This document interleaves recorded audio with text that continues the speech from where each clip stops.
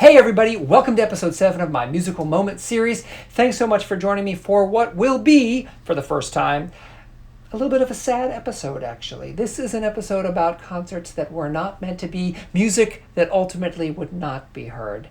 Yes, we're looking at some of those events that were canceled due to coronavirus and the complications. So let's get started.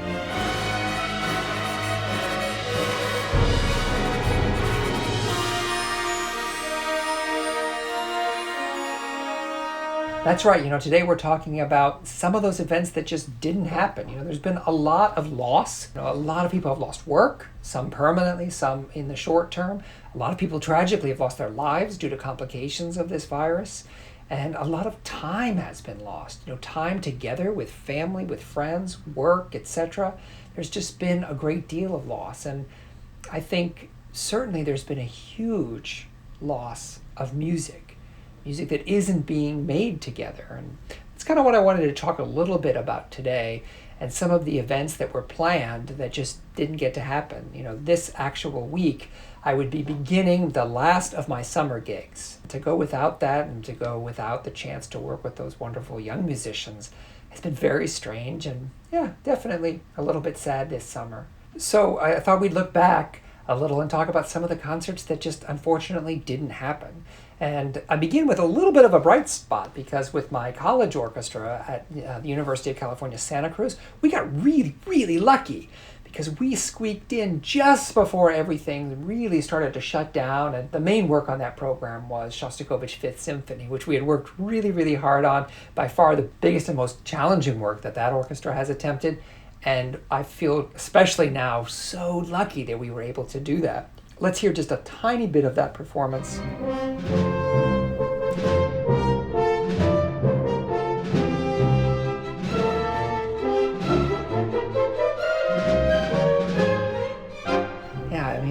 It was a great night.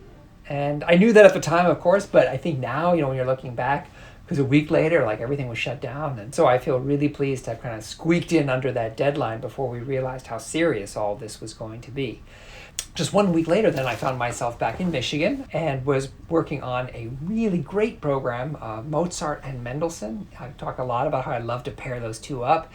And we were doing Mozart's Jupiter Symphony and combining that with Mendelssohn's first piano concerto with one of my favorite collaborators, Stephen Lin, to come in and play with us. And so disappointed. That was sad not to be able to do because we actually rehearsed it a couple of times. We had just the dress rehearsal was left, and then the performance was coming up. Things were going so well. The orchestra was playing so great. We were in a brand new venue for us. There's just a little bit of video of Stephen practicing the Mendelssohn Concerto. I'm going to share that with you right now.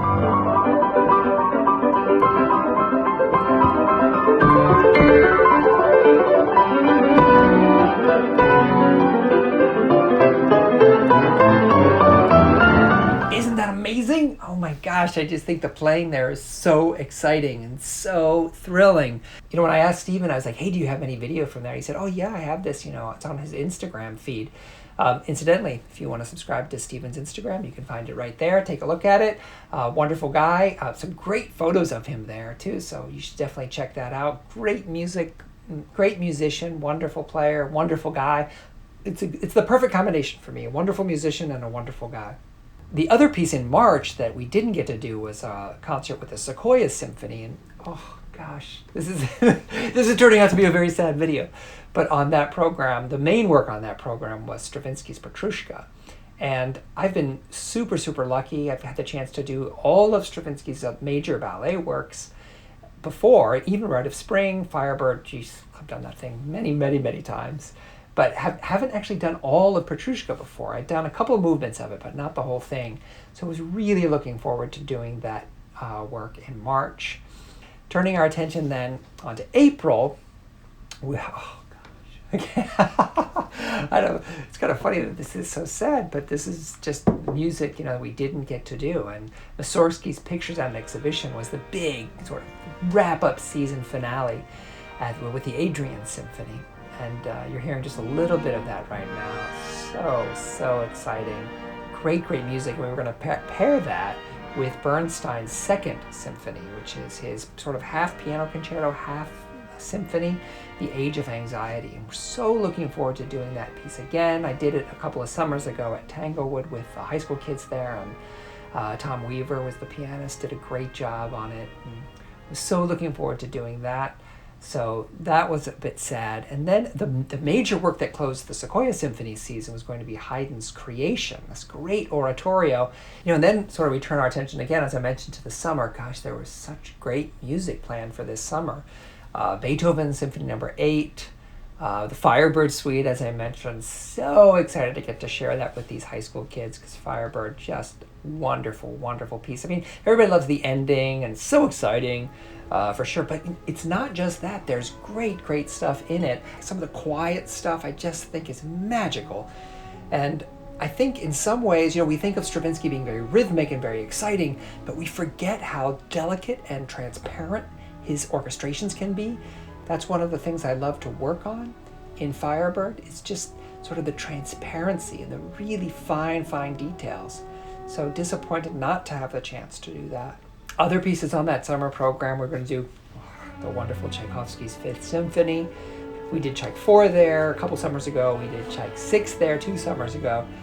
Great horn solos, and I know some of the horn kids were so excited to have the chance to play that, because that's not something that a horn player gets to do all the time. So if you have a chance to play principal horn on Tchaikovsky's Fifth Symphony, wow, that would have been wonderful. And the other big piece on that program was Porgy and Bess, Gershwin's Porgy and Bess. The suite from that, so wonderful, so colorful, and the chance to do that piece again, really looking forward to that. So that's about where I would be caught up with today. This is the music that we would have done in the last couple of months. Looking ahead, we've already unfortunately had to cancel a few concerts, and we did have, obviously we had artistic plans that were just about ready to be announced. In some cases, brochures were designed and ready to go. But I think, the biggest victim musically of the coronavirus this year is unquestionably Beethoven. You may or may not know, but this year, 2020, is the 250th anniversary of the birth of Beethoven, and there were festivals planned all over the world.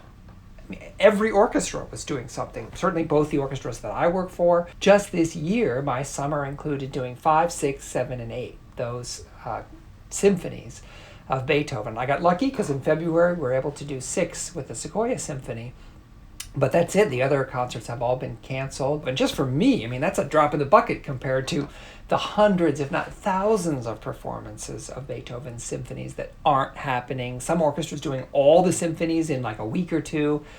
There were some really big and ambitious plans to celebrate the most important, most influential composers the history of the world. It would be fair to call Beethoven a victim of the coronavirus, to say the least, because we're just not hearing that. The only other piece that I would mention, and this is kind of a piece that's just dear to my heart, so I would mention this piece, and that's the Britten 4C interludes from Peter Grimes, which are pieces I just positively adore, and unfortunately they have been taken off the schedule for the fall because that concert has been canceled.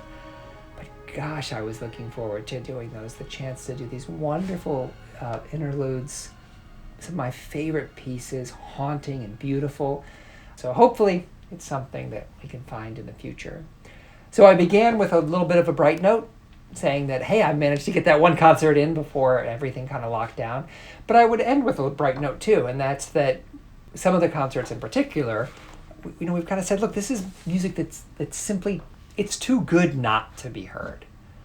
So we're going to go ahead and reschedule some of those concerts. Some of the concerts are actually just going to pick up the entire concert and plug it into a new spot next season, because there's just some great music there, and I'm really thrilled that we're going to be able to do that with most of it.